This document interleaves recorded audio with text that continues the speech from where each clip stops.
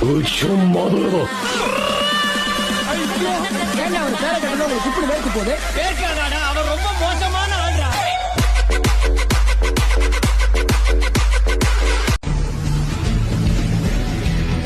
மதுரா, இது நீதானே?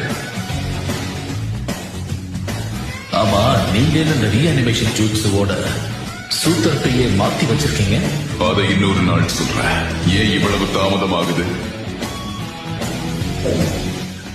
கொஞ்ச நேரத்துக்கு வேணும்னா நீங்க விளையாடுங்க.